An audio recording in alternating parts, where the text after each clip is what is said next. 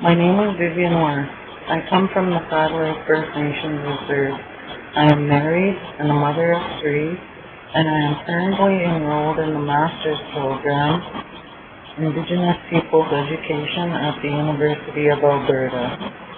In this Master's Program, it is where I experienced and was exposed to the concept of Indigenous knowledge. I would like to take you on a journey of my epistemology. As a child, I learned how to fish from my parents, net fishing, or in Western worldview, it is called bill fishing. And I paid close attention to the ways that it was preserved for future use. The meats of wild animals was preserved almost the same way as fish, by smoking it. I also gathered berries of all kinds. Those were also preserved in many different ways. We would use these foods for ceremonies, gathering of friends. I'd love it when friends would come over. That meant I would be eating berries. I remember that the fungus was used as a medicine, and we still use it today. In Western worldview, the tree is considered sick, whereas my family would view it as medicine. This is just some of the things we use from the land. My family and I would only take what we needed from the land, but before we would take from the land, we always and still do give an offering of prayer. Many of the stories of long ago have teachings incorporated in them and are so beautiful to hear about today. One of the many that I had heard about was the grass dancers and why they were important. And this is my story of what I had heard. Many others may have different versions, but I like this one. The grass dancers were told to go prepare a place for a gathering, where many tribes would meet to have ceremonies. The grass dancers would scout the area and have a consensus on the gathering place. They would bring drums and begin to dance, laying down the long stalks of grass. Once it was shaped, the gatherings would happen. Then, when the ceremonies were done, they would all leave. The grass would rise and look as if it had never been stepped on by anyone. As much as my students show respect for ourselves and through prayers that come from them to the Creator, we smudge our bodies so that we may see good things in creation of all living things. We smudge our heads so that our thoughts are clear and focused. We smudge our mouths so that our words will be thoughtful and helpful. We smudge our ears so that we will be good listeners. We smudge ourselves so that we can help others. We smudge for strength. The medicine wheel is a teaching tool for balance and harmony for ourselves.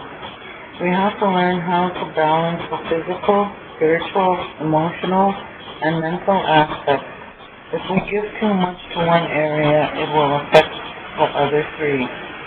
I say this because of my personal experience in practicing Indigenous teachings has been so powerfully enlightening by the sense of connection and belonging when seeing and feeling the spiritual interconnection to creation through ceremonies. The practicing of inner peace and coming to a self-actualization of my whole being in harmony with my surroundings help me become less resistant to loving more, learning to love myself, which reminds me of my humanity and the need to love all creation. In my epistemology, the elders have a place, for they are the keepers of knowledge and libraries, if you will. They are valued and invited to ceremonies and gatherings. They are there because that is protocol for Indigenous knowledge. Now that you have listened and seen my epistemology, I would like to tell you why it is important for our Indigenous knowledge to be an inclusion in academia. and give reasons for other Indigenous people to pursue higher education. I will do this with the help of other scholars who have been students and also saw this need. Peter Hanu writes, this article has been a journey into the spiritual nature of Native knowledge. I have seen how prevalent the spiritual is in Native cultures. To summarize, the sacred circle speaks to man's relationship to the great universe. Mother Earth speaks to man's connection to tribal territory and the earth. And elders connect people to their past, their communities, and their tribes. If education is truly to be transformed for Native people, then the challenge for our institutions and for educators is to find ways for these practices and beliefs to become a normal part of the educational experience. The quest now becomes one of finding how faculties and institutions can incorporate the wisdom and spirituality of our communities and elders to increase and enhance the harmony and balance that is so essential to the fulfillment of their educational missions. Ethical faith is needed in academia for educators to be compassionate to the needs of Indigenous people, a place that their indigeneity will not be ridiculed and where they will be valued for their knowledge.